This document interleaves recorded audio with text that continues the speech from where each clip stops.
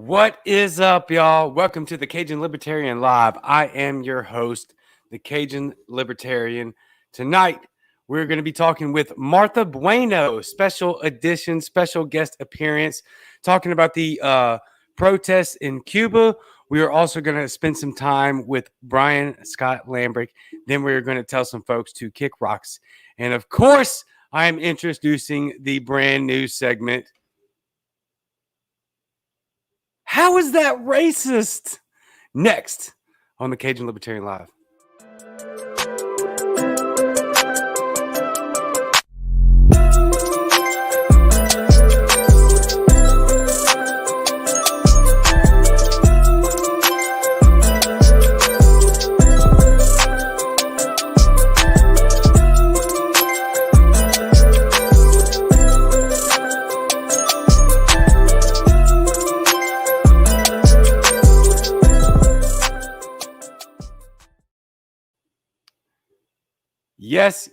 Yes.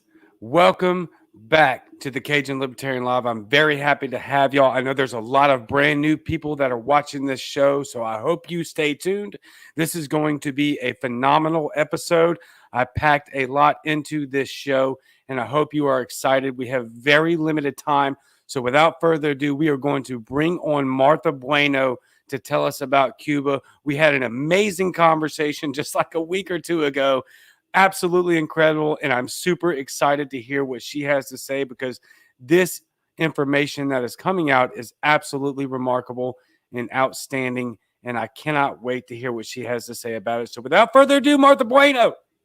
Hi. Thank you so much for having me on again.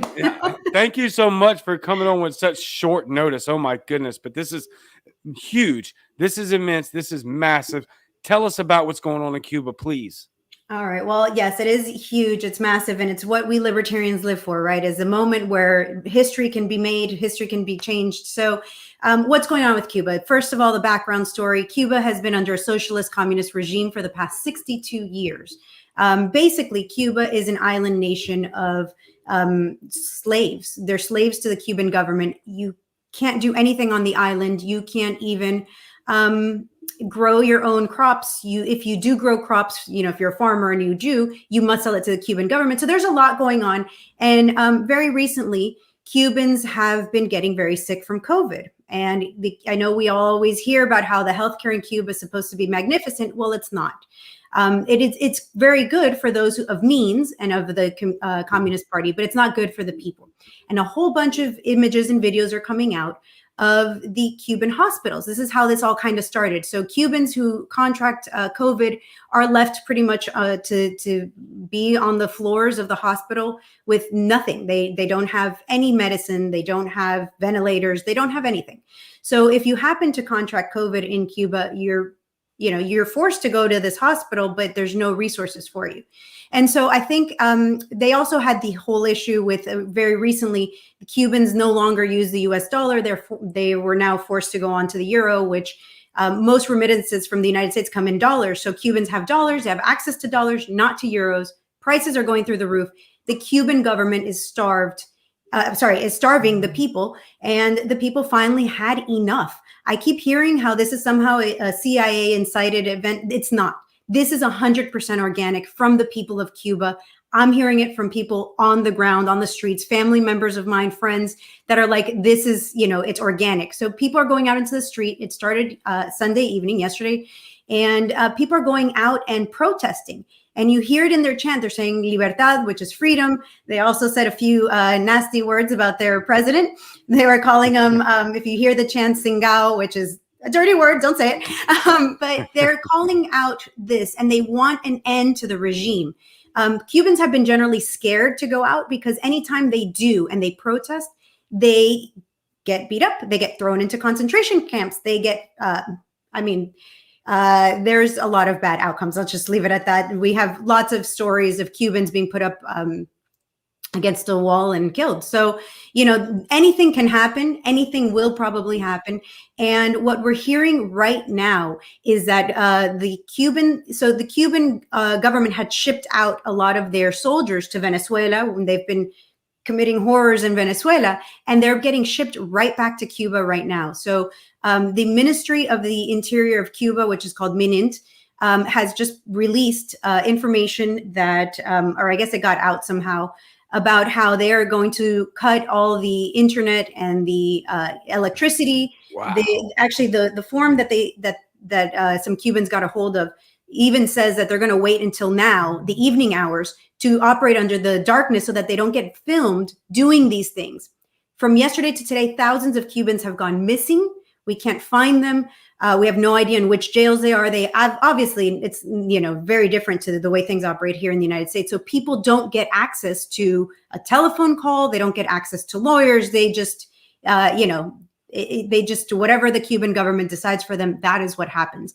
So we are asking everyone to please keep an eye on the situation. Please retweet your support for Cuba, or post about it, or talk to people about it. We need the eyes of the world on this. This is going to turn into a bloodbath, I fear. There's no reason why the Cuban government should cut off electricity and Wi-Fi for their people, but they are. And they are going to continue to harass people and turn this into a horrible situation. And as far as I know, there's really nothing we can do from here, from the United States. It's illegal for U.S. citizens to head over to Cuba. Like, for example, if we have boats, I'm here in Miami, we're about 200 miles away from Cuba from here. It's illegal for U.S. citizens to hop in a boat and take supplies over to Cuba. It's illegal for us, to really do much. And so I also hear a lot about the embargo, about how the United States is supposedly, crippling Cuba with the embargo. This is a question I get a lot. So I am just letting everyone know that the embargo the United States has on Cuba is a financial embargo. It means we can't extend credit to Cuba. It does not mean that Cuba can't buy from the United States. As a matter of fact, they do. They buy all sorts of goods and services from the United States, things like medicines and foods.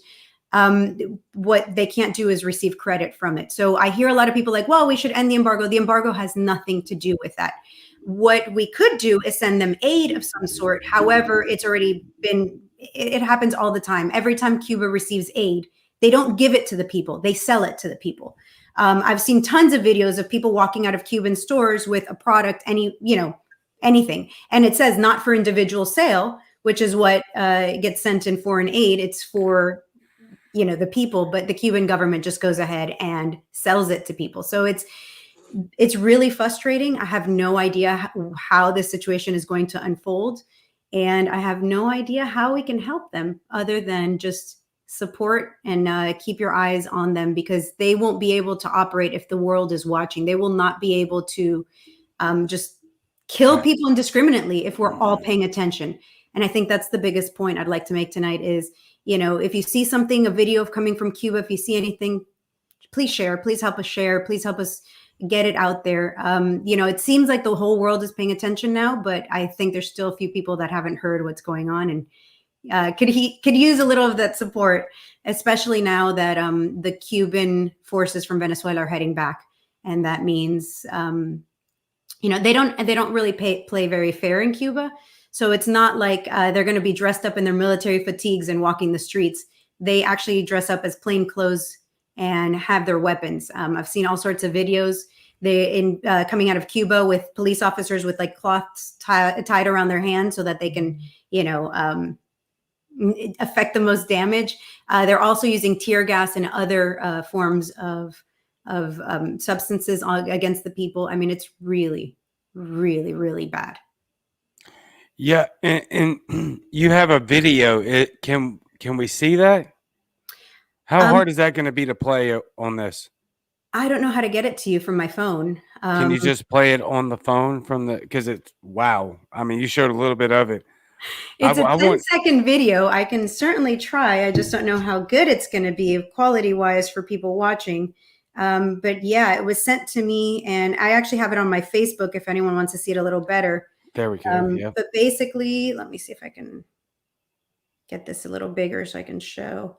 This is from your cousin, is that right? Yeah, it's now been shared lots of places around, but I don't know if you can kind of see that there. Yep, very much.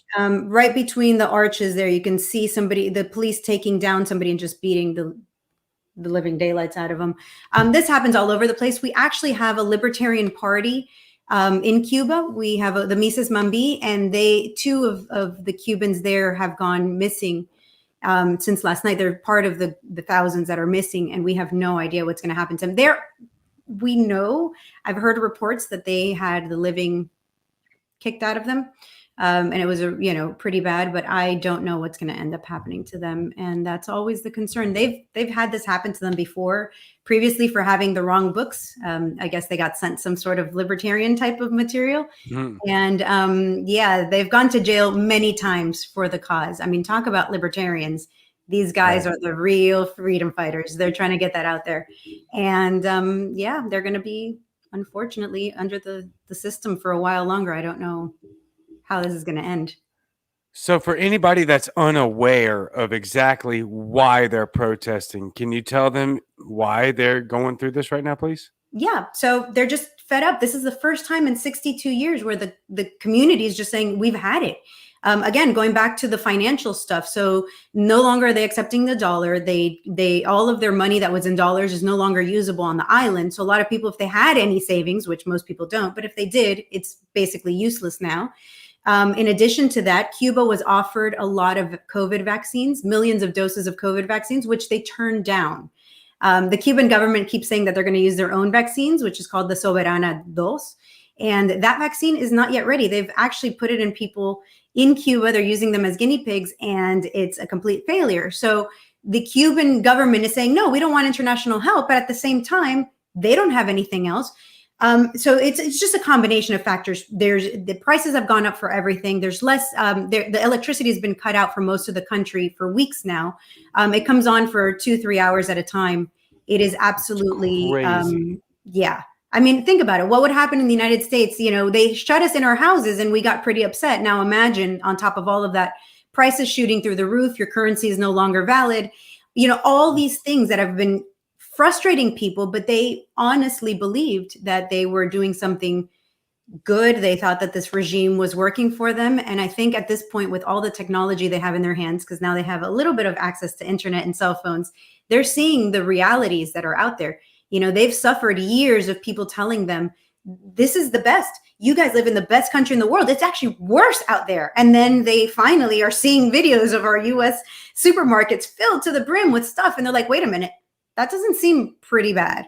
So, it's, it is what it is. People are finally waking up to the fact that there's better out there, and they want that. People want to be free. It's a human condition, When I talk to my family members, I'm like, hey, let me send you some seeds. And they're like, are you kidding me? They're going to kill me if I grow something here.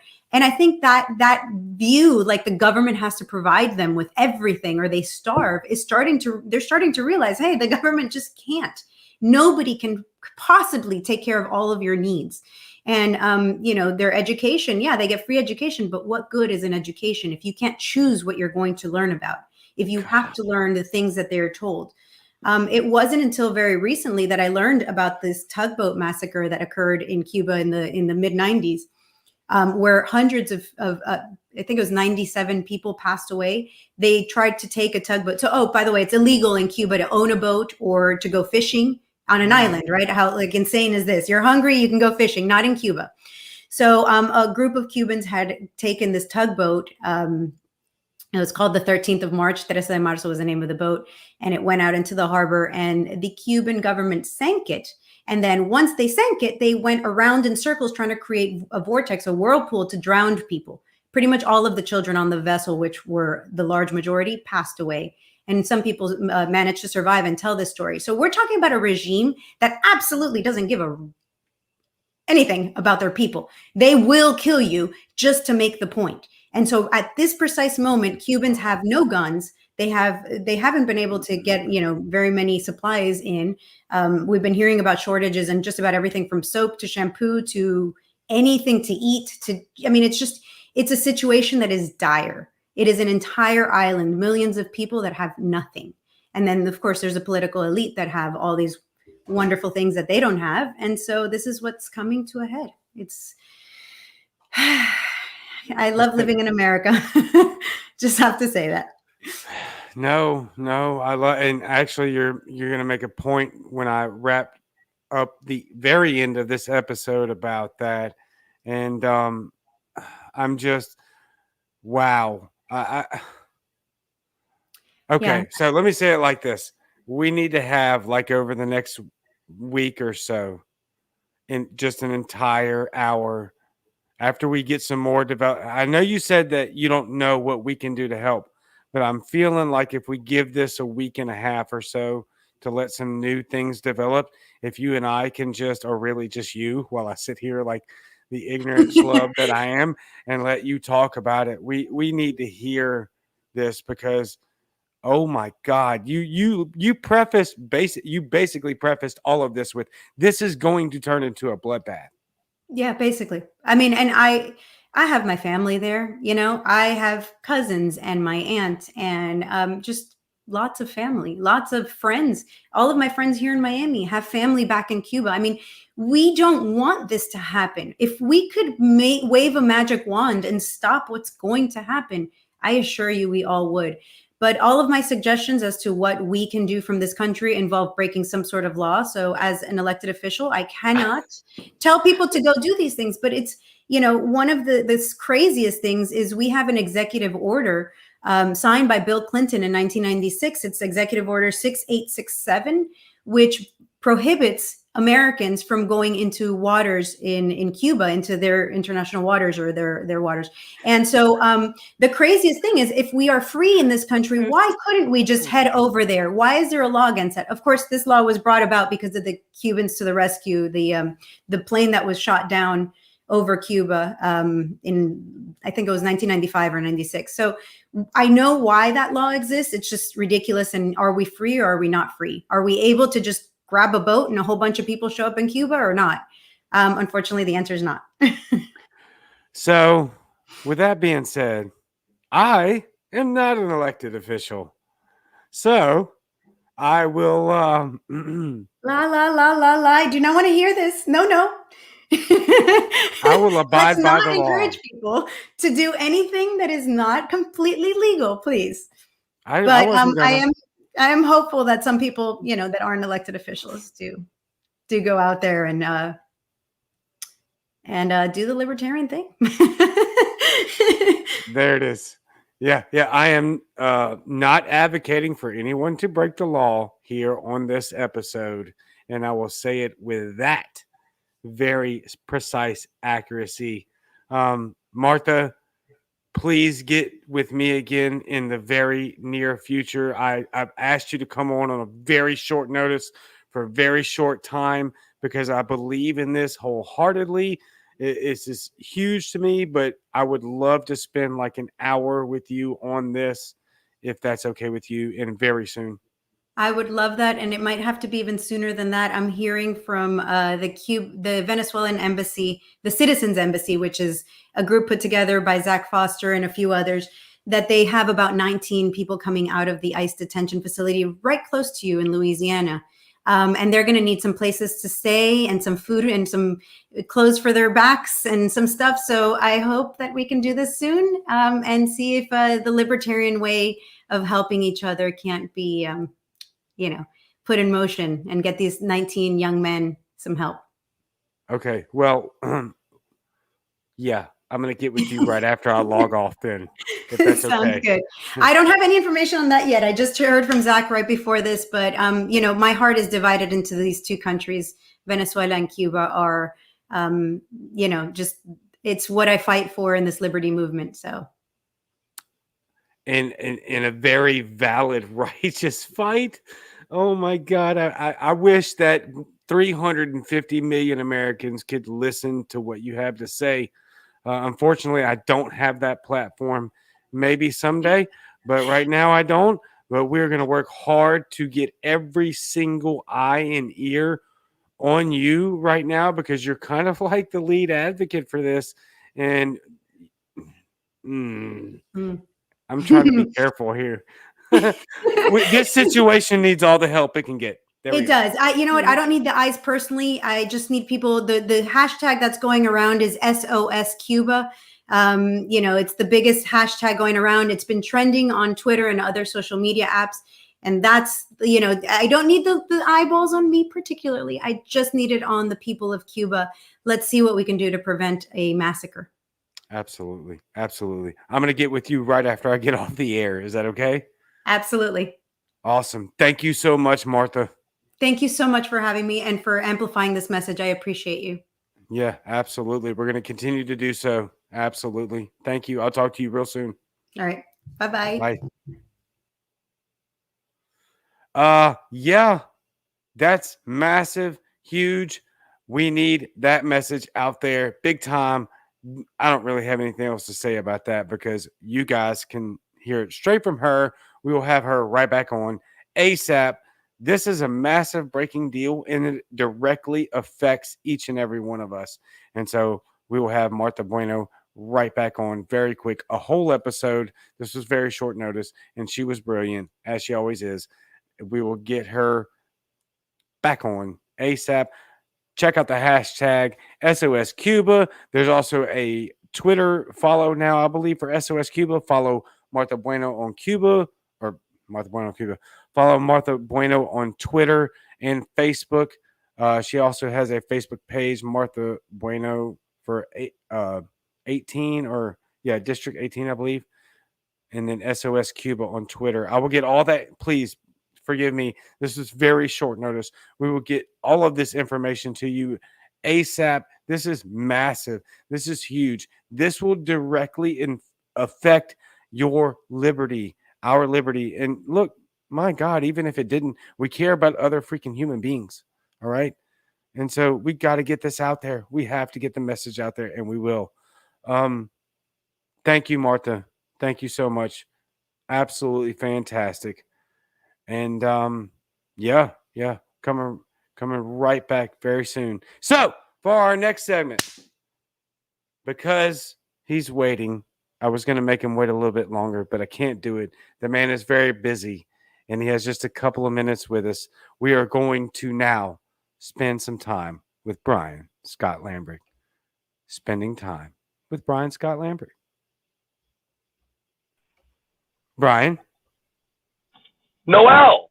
What's Cajun. up? All of the above. You are right that I am busy. It has been a hell of a night.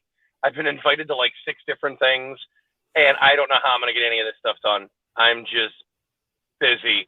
I literally ran out of the restaurant after getting my dinner down, pulling on my phone in my car. I had to get my hat out of the trunk, and I'm ready. I don't know what I'm doing. You call it 10 minutes with Brian, so I wasn't sure if this means you want me to rage for 10 minutes like I normally do, or if I tell a story, although I have a story for you. And by the way, I don't know. You said as soon as you get off this episode, you're going to call Martha and set something up. So if you just want to do a minute and a half with Brian and get off with me and call Martha, that is totally understandable. I talked to her earlier today, too, which is kind of funny. Nice. That I didn't know her and I'd be on the same podcast later tonight. Yeah, but neither did I. She is the best person that we have in the Libertarian Party that can talk about this issue and what's going on in Cuba. And it was amazing, and it was so eye-opening when I talked to her earlier today, and then I jumped on a little bit here and was able to listen to it. Right. And it's just a fascinating subject. Incredible. Yeah, Matt Wright well, first he told me to keep you in the back, but I felt bad. And I didn't see that comment, Matt, before I pulled Brian up, so my apologies. He also says, have you changed, bro? Because you wore that all weekend. I did. I actually washed it just so I could have it on when I ran out, and my hat was in the trunk of the car. So otherwise, earlier today, I was actually wearing like a nice button-down short sleeve. I actually looked good for the first half of today. And then I wanted to run out. I'm like, I've been sweating in this all day. We're going to go get dinner. Hey, this just came out of the dryer. So because I was doing all my laundry from this weekend. That must be your favorite shirt. No, I've got Silent Film Society shirts that are my favorite. My Legend of Zelda one's really good. I used to wear this Optimus Prime shirt to death that I finally can't wear anymore because I've shredded it. I've got a Dave Grohl one that I wear a lot. I have a collection of shirts. This just happened to come out of the dryer because I just brought it with me to Mississippi this weekend, and I wore it all day on Friday, I think it was. So yeah. I had it all night there. Yeah, and you also wore your rope belt because you refused to bring a belt on your travels. I don't know why. No. I didn't refuse you refused to bring a belt. I forgot to bring a belt, and I refused to buy another one. Because it's like I have a belt collection from every fucking city that I travel to in the country. Oh, here's a belt I bought at Walmart in Georgia. Here's a belt I bought at a Walmart in Huntsville, Alabama. Here's a belt I bought up when I was in Kentucky. It's just fucking... No, I don't refuse to bring a belt. I refuse to keep buying new ones when I go to new towns is the problem. So I'm getting one of my old belts. I'm going to wrap it up, and I'm going to leave it in the travel bag. So I always have a belt with me from this point forward. Oh, Tom. Matt Wright says, nice. Probably about something else, but I'm putting it right there. Probably about something else. It sure is fucking about this segment. No. What is it? What is this segment about? I thought I would talk to you because something came up in Clubhouse earlier, and I was telling a good story, and I thought you would appreciate it. It is about the idea of libertarians that volunteer and they do work in their party, and it was good. It was bringing up to me. It reminded me of a friend, and I wanted to talk about something. A lot of the problems people have in their state parties and their local parties is finding something to do, right? We see a lot of people that are dedicated libertarians. They don't have a job, or they have a title, but they're not sure what they're doing with it, or they're within some kind of structure that they can't really work within. I deal with this constantly. I'm dealing with it now in a couple different ways. And the thing is finding a job or a task for somebody that they can make their own, something that they can do within their limitations. And I wanted to bring up two people. The first is a gentleman named David Johns. Now, these are both people that are from Illinois. That's where most of my stories come from. But David Johns is an older guy, and he's retired. He used to work for the Chicago Tribune for many years. He's a journalist of sorts. He did imagery and stuff, and making images for things. But he worked for the Chicago Tribune for many years. He's a retired guy. He travels around a little bit, and he actually does. I guess today people would call it cosplay, but he does Revolutionary War reenactments. And he's good at it. I've attended one or two of these things with David. But the thing about David is he's an older guy. He's retired. He can't march in the parades. He's not going to be neighborhood walking to support candidates, right? And he doesn't really travel around the country to go to the conventions. He's not going to run for office. That's not what he wants to do. But he shows up to all, the monthly meetings, hangs out, talks with everybody. And he will pitch in money. And a lot of the, older retired guys, they like to pitch in money because, it's what they can do and they can help out. And David's always willing to do work, but it's like, well, what can he do? Well, I found something. And both of these stories I'm going to tell you involve the petition drive. So just to sum up for people that are watching that are around the rest of the country, may not know this, in Illinois, we need 25,000 valid signatures to get all of our statewide candidates on the ballot every 2 years. So this is for the presidential year that we do in, like 2020, 2024. And in the off-season years, where it's governor and lieutenant governor, secretary of state, comptroller, treasurer, attorney general, and all of that.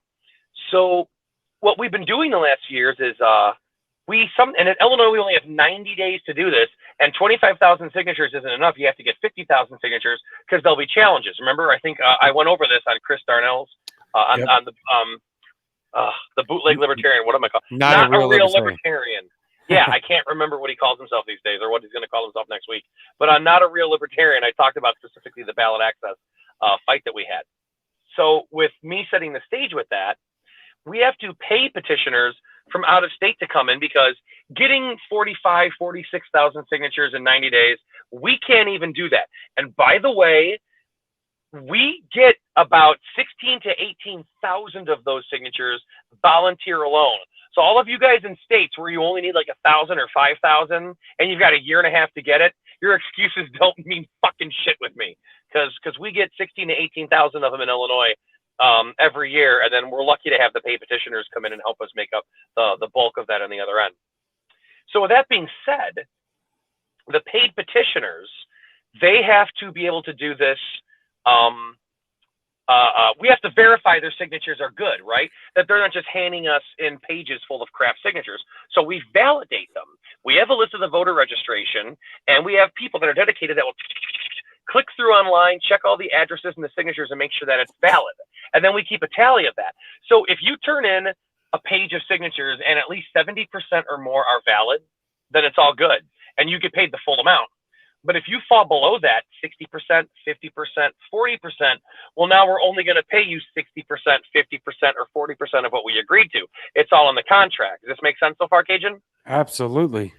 And this way, one, we're helping to prevent fraud, and we're encouraging the petitioners to get good signatures. And I've been a paid petitioner, so I go out of my way to make sure that I'm getting good quality signatures.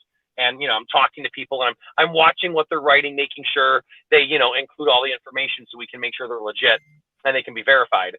But we have petitioners that sometimes slack on that or they don't pay attention. So this is important because we get more valid signatures and we save money. Libertarians donate money. We want to get the biggest bang we can for that buck. We don't want to abuse that. So we're not just throwing money at paid petitioners that might not be worth anything. So the validation process is very important. David Johns would take stacks of these pages, and he would sit in front of his computer, and he developed this whole system, which we're still using today. He actually wrote out a little training manual. It's only a couple pages. It's not long. But anybody else who wants to volunteer time and validate these things to help save money and make sure our signatures are good and keep track of how many signatures we have as we get close to the turn-in date so we know what our challenge is going to be. David did all of this, organized it, helped it make sense, and he would go through dozens and dozens of pages in a sitting. And it was great. It changed everything, and it made it so much easier for all of us to think, we've got David. He'll take care of this. He'll be on top of this. And then everybody around the rest of the state could relax on getting their petitions and moving the petitions around through the state. Because we have validators all across the state, but David was in the northern part of Illinois near Chicago. That's where the most people are at. So he would end up, quite often he'd end up with the bulk of them. And sometimes I get an email, hey, I'm overwhelmed, guys. I'm sorry. It's going to take a while. It's like, David, you're a volunteer. We're grateful for that. So that's the first story I wanted to bring up, in that even if you're somebody that doesn't think you can help out, there's a job for you somewhere. And it is up to the state party and the people there to find out where you can go. Because not everybody knows what jobs are needed, right? Facts. Who would ever think I'm going to help out in the liberty movement by sitting in front of my computer for a couple hours at night, maybe 3-4 nights a week? And it's only during that 90-day period every 2 years. So yes, it's a lot of hours of commitment, but it's only 3 months. But man, it's crucial, and we need it. And most libertarians think about activism. They think about going out, waving a sign, and fighting. And the biggest thing is keyboard warrioring. This is something that was really good. So shout out to David Johns. You're amazing. You're awesome. I can't wait to see you. I just got to see him up there earlier in Illinois when I was back up there, so I'll get to see him again. I'm excited. So that's the one story. The other one also involves this same petition drive, which is why I wanted to tell these two stories together. Right. And it involves getting the petitions around the state. Now, there's another gentleman by the name of Dennis Spears. Dennis is not with us anymore. Dennis was killed in a motorcycle crash, in a motorcycle accident. Somebody hit him and his wife, and they're no longer with us anymore. And I want this to be a little memorial for Dennis. Dennis was an Air Force veteran who served in the first Gulf War. What did you call it? Desert Storm. Yep. It was in 1990, 1991. I believe he took some shrapnel in his leg, which is one issue. And then after, when he came home and did some work, he was doing roof building or something, and he fell off a ladder and injured himself even worse. He was disabled beyond disabled. It was a problem for him to walk around. I remember him talking about the Fox Valley Libertarian Party would meet upstairs in a bar. We had a whole room to ourselves up there where this chapter would meet. And Dennis he loved going there. He went to every monthly meeting and hung out. But some days were more painful than others, and going up and down those stairs is one of the hardest things for him to deal with. And I remember him complaining about that one time. And Dennis would, again, show up to every meeting. He would hang out. He'd chip in a few bucks when he could. But he can't march in parades. He can't go out and collect signatures. He can't go and walk back and forth at a farmer's market or at a train station or a 5K, run and try to get some signatures from people. There's a lot of things he can't do. Yeah. He'd be great at sitting and going over policy and working on campaigns. And he was very helpful with that. So that's what he would do during the off season. But during the petition drive, Dennis, because he was in so much pain, walking was painful. He couldn't move around. Riding in a car was painful. Sitting in a chair at home was painful.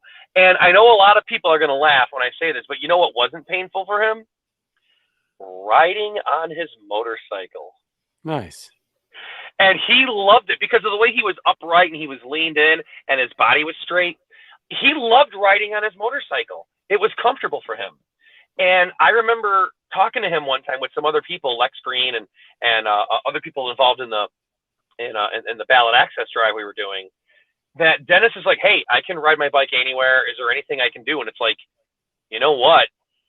We've got thousands of petition pages that we need to move around fast.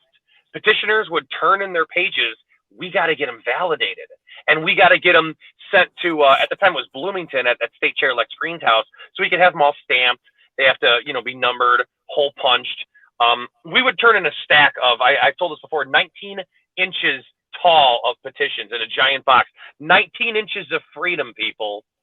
We would turn in to the State Board of Elections in Springfield every 2 years. Good. But you got to collect all those petitions as you go along. And Right. Dennis would get on his motorcycle and drive for hours a day. Hours all across northern Illinois. Sometimes he'd venture into central Illinois.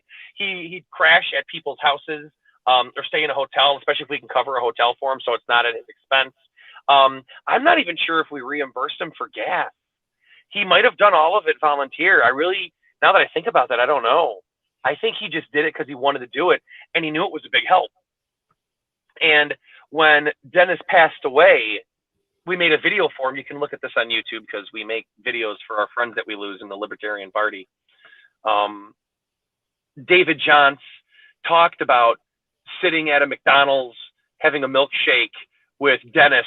Dennis would pull up on his motorcycle to come get the pages, but he wouldn't just grab the pages and take off. He'd stay and they would talk for half an hour, 40 minutes, just about everything, about libertarianism, about life in general. They'd have a milkshake, have a snack, and then he'd be on that motorcycle and off to the next thing. And again, there's an example of, I'm thinking about Dennis now and I'm getting sad. It's all right. It was something that he could do.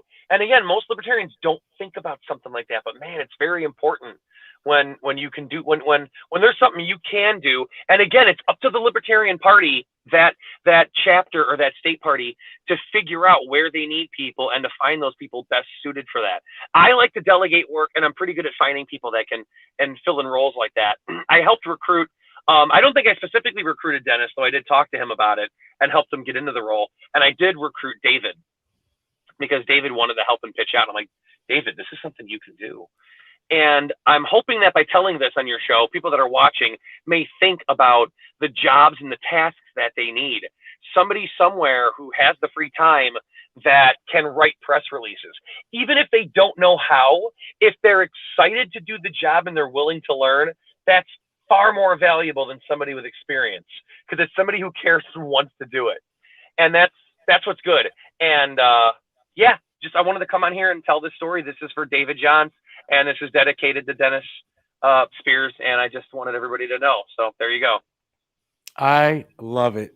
That is freaking awesome. Thank you, Brian. Some of the people in the comments were like, have Brian rant. And yeah, I'm going to have you rant, or I'm going to ask you to rant. But I absolutely love these stories that you just told. And, that's part of that's 100% of the reason why I asked you to come on the show, because you're such a wide variety of experience and just success and, obviously failures too. We're not going to walk this out without any failures, but wow, your wisdom and your passion is just unmatched. It's just amazing. Thank you. Thank you. I if you're going to have me come on here, I don't want to just sound like a raging mass of stupidity and try to share something useful. And I already ranted earlier, and you accused me of refusing to bring a belt. Like I somehow have something against packing a belt. Oh, I've got my socks, I've got my toothbrush, I've got my shirts, I've got all that. I refuse to put a belt in my bag. Like that's not the case at all. I don't have a moral obligation to packing a belt with me when I travel. I just keep forgetting the belt.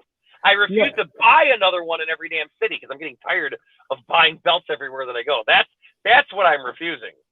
No. I wasn't accusing you of that, but I'm hoping that after this little exchange, maybe you'll remember to bring a damn belt, because this dude literally brought a rope, and that was his belt. Or how'd you find the rope? I just have rope on my backpack at all times. All right. Well, that took a creepy turn, but that's fine. And do you remember the dinner that we went to? What was I wearing at the dinner? Well, everyone else was either fancy, mid-fancy, or like myself was very not fancy, but just fancy enough to be passable. You came in with like boxer shorts, a t-shirt, and maybe some slippers. I'm not sure. And you were absolutely the loudest person in the room. Okay, let me tell you this too, because I didn't tell you this before, but I'm gonna tell it to you now because it's freaking hilarious. I was scoping the room of all of the other diners in the restaurant.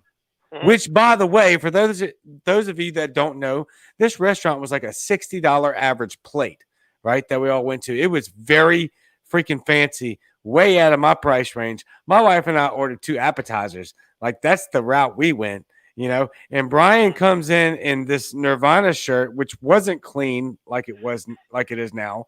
Some beat up basketball shorts and some shoes that didn't belong in any establishment ever, and starts ranting Brian style. I look around the restaurant and every effing table in there is absolutely pissed at us because of Brian Lambrecht. But you know what? That's why we love Brian Lambrecht. And when I was wearing those gym shorts, I'm like, look, this is all I'm wearing. This is essentially me in my underwear. If you don't believe me, I invited anybody at the table to walk up and test their theory that I'm lying. Nobody did. No, we knew you were telling the truth. We watched you walk up. I was hoping you or Chris would have done it. I was kind of counting on it. I was kidding excited for it. I was hoping. Well, maybe next time. Try it again. No, but your passion, your drive is unparalleled. You do so much for this liberty movement that many, many people will never see behind the scenes. And that's a lot of the reason that I want to bring you on every Monday for a little bit of story time or just time with Brian Lambrecht. It's not to try to make you a celebritarian that you don't want to be or anything like that. It's just the fact that you deserve at least some notoriety, and people need to hear how much work you put in, dude. It's impressive. I don't care about like I said, I wanted to share a story today about 2 people that nobody will ever know their names. They're not going to hear anything about them. They deserve recognition. And I've got other stories I'll tell later on other things about stuff like that, just to focus on some good people who do work and try to learn something out of those stories. So I don't care about people recognizing Brian for the work Brian does. It's you'll hear me rant about the work I do at some fucking point. You're not going to avoid it. So no, we're not going to avoid it. I hope that you do come with some rants here soon. Maybe I'll equalize ourselves. There we go. I ranted earlier. You accused me of refusing to pack a belt. No, I had to make a joke, man. You were you were making a legitimate claim that was false, lies and slander, and I wanted to set the record straight. Yeah, it wasn't not for all the weekend that we spent and you complained about forgetting your belt, because I don't remember you complaining about getting your. He complained the whole weekend about. Was there anything else we ranted about this weekend? I know there were some things we were ranting about. Oh my God, we ranted about a bunch, but you forgetting your belt was the probably the highlight, no question. Dude cares about his belt. I was just joking. He cares about his belt. My pants kept falling off the whole weekend. It was a pain in the ass. The whole weekend. Like everybody's all. Oh, by the way, did the girls not look absolutely fantastic in Mississippi? Yeah. All the girls looked absolutely beautiful, and I've got baggy cargo shorts falling off of me. Like, yeah, I felt like a jackass. It was not good. So I can't. I got to be better prepared. You're good. You were awesome. Again. Matt Lacey says #belts matter. Belts do matter, especially when you're wearing big baggy cargo shorts and they're falling off. Imagine if I was on stage doing karaoke like I was and then my shorts fall down. Oh, Pam says, forget belts, wear suspenders. You know, I've got a couple cool pairs of suspenders I already know. that I picked up. You don't have to with tell me.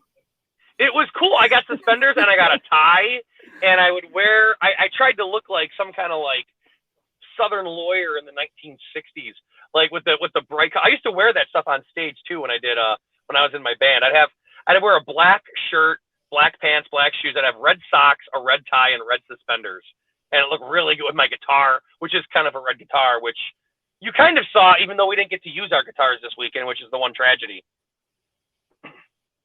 Facts. We'll land here. You're My wife reading said, now. I can tell when you're distracted. yeah. No, I'm listening to you. I just wanted to let everybody know. Well, let you know. My wife says, just be yourself in your amazing Brian fashion. I'm thank you so much, Sonny. I appreciate that.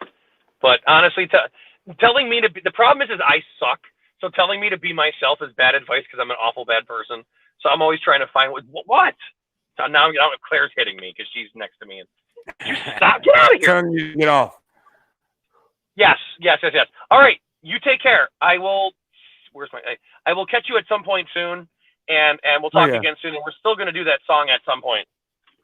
No question. We'll have to do it live on the internet for sure. Brian, there's Claire. Hey, Claire. Hi.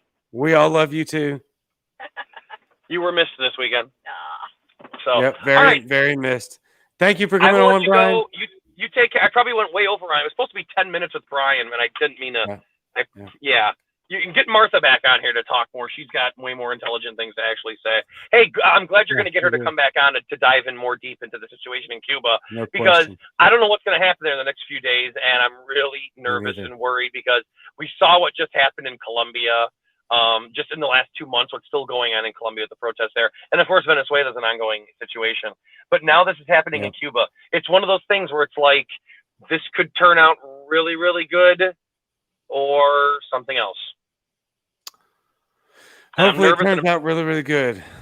I'm hoping, because I'm nervous and scared, and those people there deserve it. They deserve something good.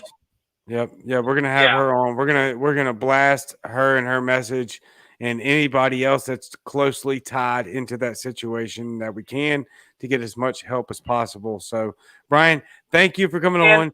And by the way, just to mention, she's running for county board, I believe, in Miami-Dade County. I want to promote that because her campaign's not until next year, but Spike's going down there to Florida in Labor Day weekend to do some campaign events with Mike Termott and with who's running for Congress.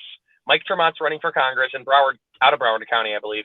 And then she's running for county board in Miami-Dade County. So if anybody's in the Florida area or you want to go down there, you can meet Spike and hang out with Martha Bueno and Mike Termott. So just putting a little bit of promo out there for those guys. Absolutely. No, perfect promo. Thank you, Brian. We will I will talk to you obviously all the time very soon, but we will see you again next Monday for more time with Brian Scott Lambrecht. Take care, everyone. Have a good night. Thank you, my friend. We love you very much. Yes. Time with Brian Scott Lambrecht. Of course, we're going to go over a little bit there. Look at that face. Look at him. Spending time with Brian Scott Lambrecht. He deserves that time. I really want to showcase how much effort this dude puts in behind the scenes. It is absolutely unparalleled and amazing. Him and Spike work every day together. It's just incredible. And so the next Brian Lamar says, Brian's are the best. Jason Lyon, my show was supposed to be 20 minutes-ish, yet haven't been shorter than 40. Not shocked, because your beard is not as good as mine. So, with that being said, let's get into our next segment. I'm not going to give you the title yet, because I'm going to give it to you afterwards. Let me read you a quote. Hey, everybody loves quotes, right? Rural areas can't photocopy ID is my title, right? Here is part of the interview that I found, and I'm going to read it. Asked if she would possibly support compromising on voter ID laws, Harris replied, Kamala Harris, or Commie Hair Plus, as I like to call her, I don't think that we should underestimate what that can mean. Because in some people's mind, that means, well, you're going to have to Xerox or photocopy your ID to send it in to prove you are who you are. Well, there are a whole lot of people, especially people living in rural communities, who don't. There's a ... there. There's no Kinkos. There's no Office Max near them. People have to understand when we're talking about voter ID laws, be clear about who you have in mind and what would be required of them to prove who they are. Of course, people have to prove who they are, but not in a way that makes it impossible or almost impossible for them to prove who they are.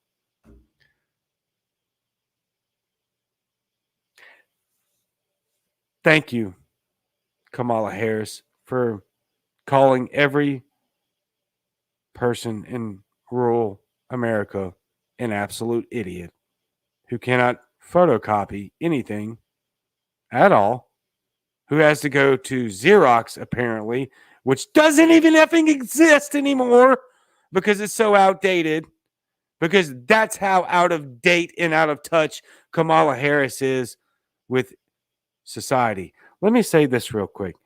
There are no notes here. I am ranting right now. All right. I don't call many politicians dumb, stupid, or ignorant because they didn't get to that position by being dumb, stupid, or ignorant, except for Kamala Harris. How dumb do you have to be to think that people in America can't use a cell phone, snap a picture, and send it to the appropriate address? Not a big deal. I don't need Xerox, which is way outdated. I don't know that I've ever seen a Kinko's. Don't need it.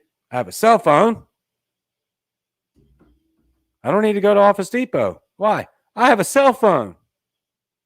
I don't need to go to Xerox, which I haven't heard the name in many years because I have a cell phone. I don't need to do that. I can take it on my phone of the cellular device and technology and send it to the destination that it needs to go. So if you had any effing doubt in your mind how these ridiculous politicians view your intellectual capacity at all, look no further than Commie Hair Plus. I knocked my filter out of the way. I can't stand that. That's your future president, by the way. That's coming fast. You think Joe Biden's going to last an entire term?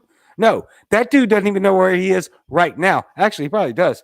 He's definitely asleep. He watched Sesame Street. He had a warm glass of milk, and he was told by his staff to go to bed. As he is told about everything else he has to do, just check the conferences, right? Just check them. What am I supposed to do? Oh, I got to do this because this is what my staff tells me to. Joe Biden doesn't have a freaking clue. Kamala Harris is your very recent or very near future president. Commie Hair Plugs. Yes, that is my name for her because apparently if you put Commie Harris, Facebook likes to throw you in the gulag. So I had to come up with a different name, Commie Hair Plus, because Commie Harris is offensive in hate speech. You know what else is hate speech? Kamala freaking Harris telling you you're too effing stupid to take a picture with your phone.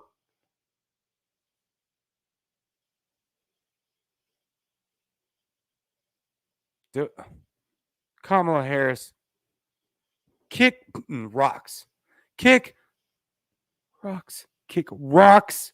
Kick rocks. The whole Biden administration, you can kick rocks. Get out. Get out. You're stupid. You're all ignorant. You don't have a clue what you're doing, and it's effing clear. Kick rocks. And on to our next segment. How is that racist? Apparently, voter ID laws are racist, but we're going to move on from that. And I just love this emoji right here. I think it's hilarious. So I matched the emoji with the segment, How is that racist? Again, Or not again, because I haven't told you that yet. Oh, you know what? Again, I'll put it back up. How is that racist? It's a rhetorical question, people. It's not racist. And we're going to talk about it right now. Very quickly, though, let me add this tidbit of ridiculous semantics. Because of Facebook, I'm so sorry. Please don't hit the sad or mad react button. It drives they push the algorithm down. So if you don't like anything, just don't hit nothing. Double negative there, grammatically terrible. Doesn't matter. It's the Southern way of doing things. Please don't hit the sad or mad react. They will suffocate us. And so, how is that racist? Let's talk about it, shall we? We will do this every show. Why? Because there is an endless amount of information about how is that racist? Because it's not. But let's talk about it anyway. So, I have an article that we are going to post in the comments. If it's not in the comments already, from The Guardian, I will post it as soon as I get off of here. I'm only going to read a snippet from it, and then we're going to flesh it out. We're at 57 minutes. Important episode. I'm not going to spend a whole lot of time on this, but we are going to spend some time on this segment. How is that racist? It's not. I have heard many from The Guardian, I have heard many Black Americans talk about the awkwardness of white people over smiling. The act is meant to convey acceptance and approval while maintaining moral integrity, but actually conveys white racial anxiety. Over smiling allows us to mask an anti-Blackness that is foundational to our very existence as white. A fleeting benevolence, of course, has no relation to how Black people are actually undermined in white spaces. From Guardian, that link, you should read the entire argument or article of The Guardian on white politeness or some. I don't even know. I just smiling. How is that racist? It's not. It's not. This is gaslighting. All right? This is gaslighting at its best. This is mainstream media trying to tell you you're racist. You're probably not. You're probably not. Just smile. It's okay. Smiling isn't racist. It's not. How is it racist? It isn't. Keep smiling. Be kind to people. Be nice to people. Care about people. Smile at people. Why? Because that's what nice people do. It's not racist to smile. Even if you're smiling at a Black person. I know that's fucking groundbreaking material right there. I've opened the floodgates of philosophy that none of you ever thought in your minds would ever come to fruition. Right? You never thought for a second if I smiled at a Black person, it wouldn't be racist. No, you didn't say that. Nope. You thought for sure I can't smile at them. That's definitely racist. Right? No, this is gaslighting at its best. This is media and extremists trying to convince people that the average, everyday, ordinary act of smiling at somebody is racist. It's not. We will do many things of how is that racist? But today we're going to talk about smiling. Let me give you a little snippet into what I deal with or what I do in my daily living every day, right? There's the article. Okay. Already pinned. Thank you. Jimmy Hill says, I don't ever smile. Therefore, I'm not a racist. Astute deduction, Jimmy. Apparently, according to The Guardian, you are spot on, which makes you not a racist. So, I live in Jackson, Mississippi, and I meet new people every freaking day of my life. I meet new people. Most of them are, wait a minute, Black, because I live in Jackson, Mississippi. right? And I am some odd, I'm in some odd space of racial ambiguity where people don't know if I'm white or mixed or both. And I'm probably somewhere in between. I'm very dark skinned. I look orange like the Trump. I'm not orange. I have all the best words in all the best colors. I'm not orange. I'm not the Cheeto. Anyway, but I'm very dark skinned. I'm black haired. I'm black bearded. Most people think that I'm either a Muslim terrorist or Mexican. I don't know why they call me Mexican. I'm not, nothing about me looks Mexican. Muslim or Middle Eastern heritage, that works. I actually am of Middle Eastern descent. I'm half Cajun, half Spanish. There's a long history behind that. So I actually have been, I hate to use this word, victim of passive racism my entire life, which I don't accept that terminology. That's just the word that we use in today's language, where I've always been picked on for being very dark skinned and very black haired and called Mexican or a terrorist my entire life. I actually ran into a guy, I was decked out in a uniform of work attire with a truck decked out in work graphics. Walked onto his property. He comes out the door and says, "Boy, if you don't speak English, I have a house full of guns and I will shoot you." Now, obviously, I speak English, spoke English.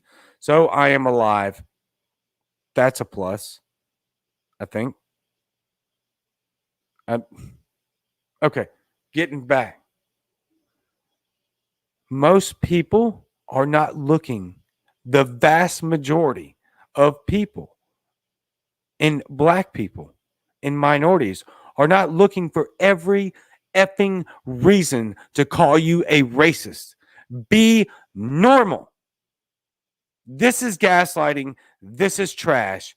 You're probably not a racist. Do you hate people solely because of the color of their skin? If the answer is no, hey, you're not a racist. You may have some stereotypes, you may have some biases, but if you don't hate somebody solely because of the color of their skin, then you're probably not a racist, right? So live your everyday life. Black people, white people, brown people, every other color on the color spectrum, which actually nobody's white, nobody's black, we're all just some different shade of brown, are not looking to crucify you for some freaking ridiculous, non-applicable, racist trash. That does not exist. They are making that up. It's false. It's fake news. Okay? You've all seen it. It's fake news. I have all the best news. I have all the best people. They all come to my rallies. You see my rallies. Everybody comes to my rallies.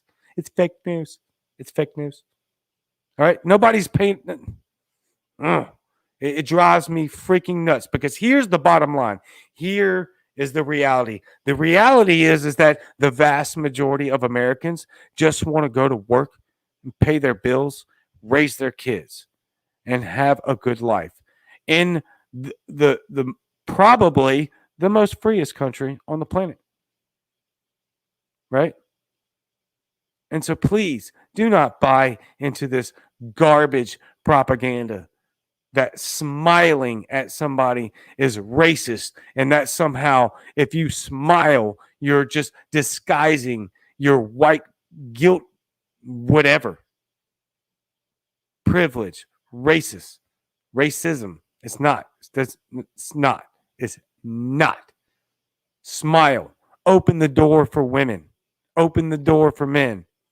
Be kind to your neighbors. Be nice to people.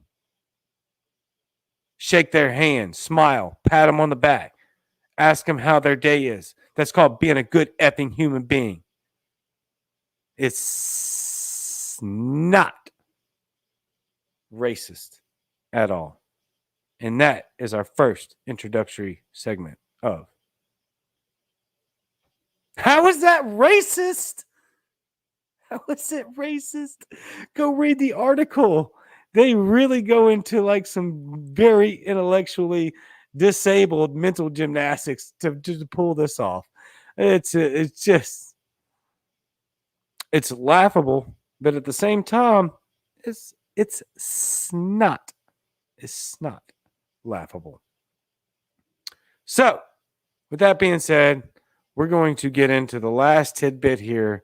We're way over. Still have a lot of viewers, and I was really rearranged the solo segment, my entire schedule, so that I could deep dive, or not deep dive, but dive into some of these things that I personally feel very strongly about, and I wanted to give you more of just me. These interviews that I do are phenomenal, and I'm, like Jason said on Muddy Waters Media, I have the very first interview with Whitney Bilyeu coming up this Sunday at 8:30. I also have an interview tomorrow night with Steve, the state chair of Florida. And then Wednesday, I have another Steve from Pennsylvania, Steve Sheets, running for Senate and former chair of the Pennsylvania Libertarian Party. And then Cajun and Eskimo show on Friday. Packed week. I actually started this with just 3 shows a week, but I don't know. You guys are just giving me the platform, and I don't take it for granted. I can't thank you enough. And so, as we wrap up tonight, let me say a few things here. As Americans, right? We need to look at what's going on in Cuba and Venezuela and those countries. And yes, okay, I'm going to cuss for a second. We do have a little bit to bitch about. We do have a lot to bitch about, right? But we should be grateful. But at the same time, not only should we be grateful, but we should, and I'm speaking to myself too. I'm speaking to myself first. Not only should we be grateful, but we should be on guard, because go back and watch the first Martha Bueno interview, and then watch tonight, then watch the next one. She sees the writing on the wall. So we have this weird paradigm of an obligation, or a priority, not an obligation, a priority to be grateful for the country that we do live in and the freedoms that we do have.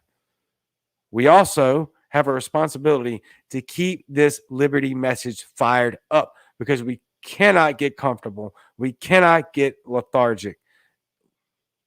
We may be on a short leash. We see what these administrations are doing. We see what this duopoly is doing. They're trying to track us down the same path, regardless of all the evidence that says that crap doesn't work. That's trash. So be grateful, but also continue to spread the message of harder, faster, more fire. Go. Spread the flame in your communities. I had a conversation with somebody today who I thought was clearly a Republican, clearly a Trumper. He agreed with, he did not argue with me 1 second about the fact that Trump was not who he said he was. Republicans are not who they say they are. He was quickly on board with the Democrats aren't who they say they are. But it was a phenomenal conversation, right? Do this in your communities, please. Just have a conversation at the grocery store. Smile at people. Be nice to people. Don't buy into this garbage. And then the last, but definitely not least, we got to stop calling everything racist. We have to. Don't buy it.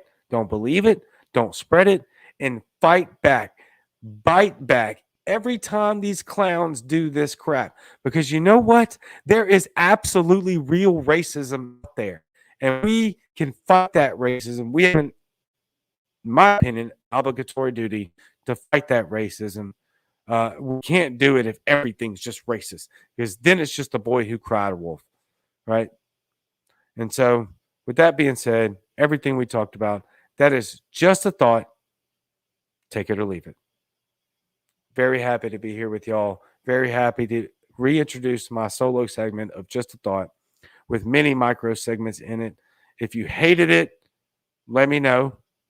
A lot of comments, a lot of views, a lot of reactions. So I think we're good. We'll be right back again Monday with the same show, Just a Thought, with Time with Brian Lambrecht, Kick Rocks. And how is that racist? Oh, I love this graphic. I'm sorry. How is that racist? It's not. It's not. It's a rhetorical question. It wasn't racist. That's why that dumbass look is on that emoji's face. Because it ain't racist. But they want you to believe that you're a racist. Because divide and conquer is the tool. So, like I said, everything you heard tonight, take it or leave it. Just a thought. I love you very much. I will be right back here tomorrow. Same Cajun time, same Cajun channel. And I am out.